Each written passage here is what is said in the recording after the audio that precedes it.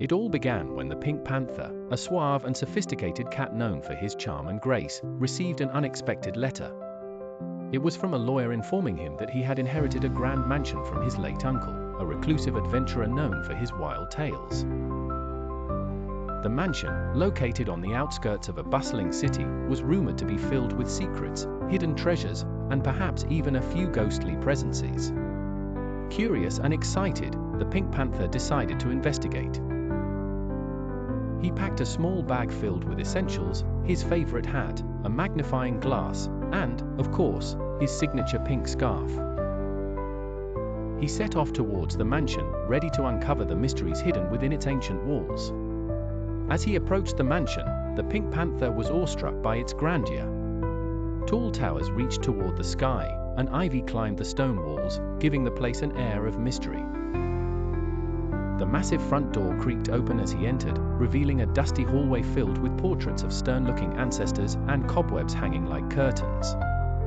"Looks like I've got some cleaning to do," he quipped to himself, brushing off a nearby chair. "But first, let's see what treasures await." Exploring the mansion, the Pink Panther stumbled upon a large library. Books lined the shelves from floor to ceiling, and a globe stood in the center of the room, its surface worn from years of use. As he examined the spines of various volumes, one particularly old book caught his eye. "The Secrets of the Lost Treasure," he read aloud, intrigued.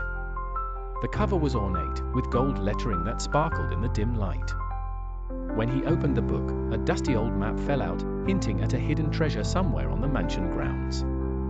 The Pink Panther studied the map closely.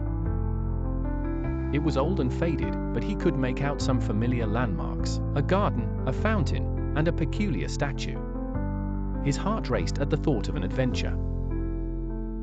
"Let the treasure hunt begin," he exclaimed, excitement bubbling within him. He quickly followed the map's directions, heading toward the mansion's garden. The garden was overgrown but enchanting, with vibrant flowers and twisting vines that seemed to whisper secrets. As he walked, the Pink Panther noticed a statue resembling a knight holding a sword. The statue stood tall amidst the wildflowers, its stone surface worn by time. Could this be one of the clues, he pondered. He examined the statue closely and discovered that its base had an inscription. "Only the brave shall find the key," it read. Intrigued, he searched the area, looking for anything that could serve as a key to the next clue. Following the next clue, the Pink Panther arrived at a fountain with clear water cascading down. The sound of the water was soothing, but something felt off. He noticed that the fountain had several small holes in the stonework.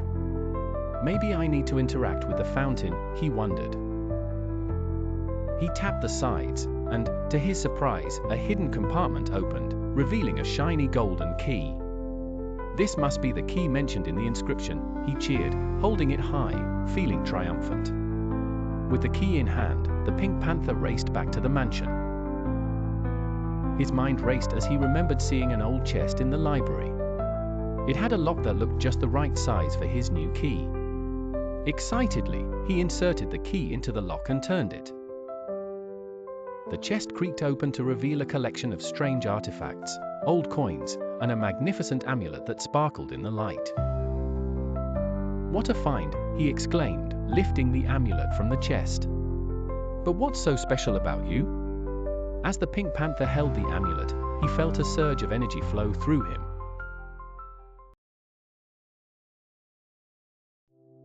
On a lazy afternoon, the Pink Panther was enjoying a quiet walk along a sandy beach. As he strolled, a shiny object in the distance caught his eye. Curious, he hurried over and found an old, dusty bottle washed ashore. Inside, something crinkled and yellowed. The Pink Panther fished it out, revealing a pirate treasure map. It showed the location of a legendary treasure, marked with a bold, red X on a far-off island. His eyes twinkled with excitement. A treasure hunt? Sounds like a nice change of pace. The Pink Panther, always up for a good mystery, decided then and there he would find that treasure. Eager to begin, the Pink Panther made his way to the docks in search of a ship. The docks were bustling with sailors and fishermen, but one ship stood out, a weather-beaten pirate ship, called the Sea Serpent, floating ominously at the edge of the pier. Its black sails fluttered in the wind, and the crew looked rough around the edges. As the Pink Panther approached, the fearsome Captain Blackbeard, a towering pirate with a braided beard, eyed him suspiciously.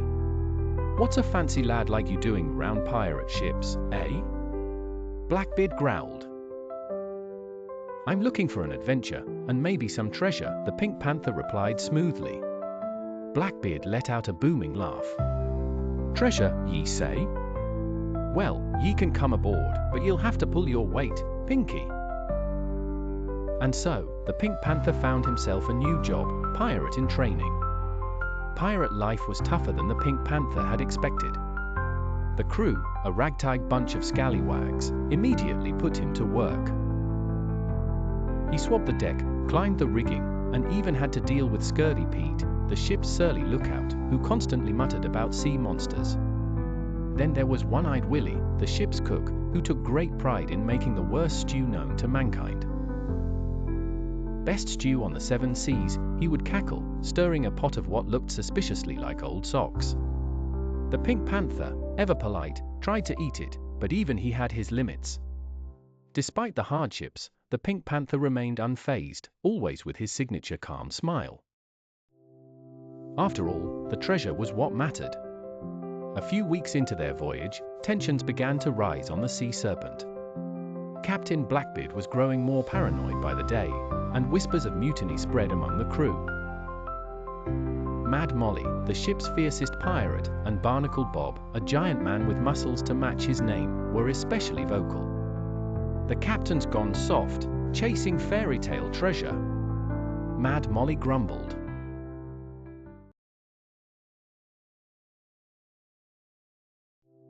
Part 1, The Mysterious Painting. It was a quiet afternoon in the city of Florence, Italy.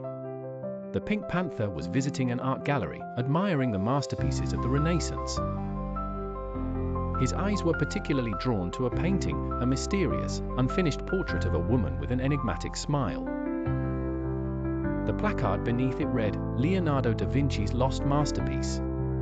As the Pink Panther stood there, a strange gleam caught his eye. Something was hidden in the brushstrokes, something that only he could see.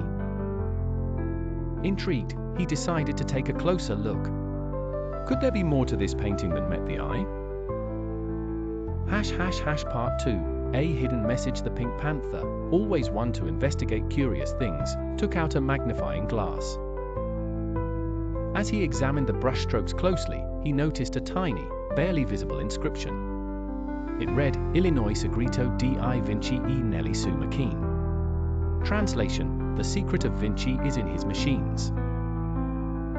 His curiosity piqued, the Pink Panther realized that this was no ordinary painting, it was a clue. But to what? There was only one way to find out. The Pink Panther was about to embark on a journey through history, art, and science. Part 3, Tracking down the clue. Determined to uncover the mystery, the Pink Panther began to research Leonardo da Vinci's inventions. He found himself at a library filled with old manuscripts and sketches of da Vinci's famous designs, flying machines, tanks, and strange contraptions. The inscription had hinted that da Vinci's secret was hidden in these machines. One particular drawing caught his attention, a blueprint of a mysterious machine called the Codex Machina. A device that had never been built and whose purpose was unknown. Could this be the key to unlocking da Vinci's greatest secret? Part 4, The Secret Society. As the Pink Panther left the library, he sensed that someone was watching him. Sure enough, lurking in the shadows were 2 figures dressed in black cloaks. They belonged to a secret society, known as the Brotherhood of Da Vinci, a group sworn to protect Da Vinci's secrets. The Pink Panther, realizing he was being followed, cleverly slipped through the narrow streets of Florence, outsmarting the mysterious pursuers. But he now knew he was not the only one after Da Vinci's secret. This adventure was about to get much more dangerous. Part 5, The Key to the Codex. The Pink Panther's investigation led him to an old, forgotten workshop in the heart of Florence, rumored to have once been used by Da Vinci himself.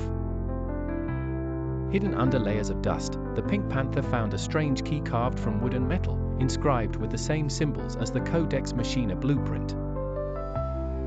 This must be the key to activate Da Vinci's machine, the Pink Panther thought.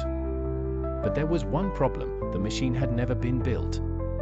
Undeterred, the Pink Panther knew that if he could build the Codex Machina, he would unlock Da Vinci's secret.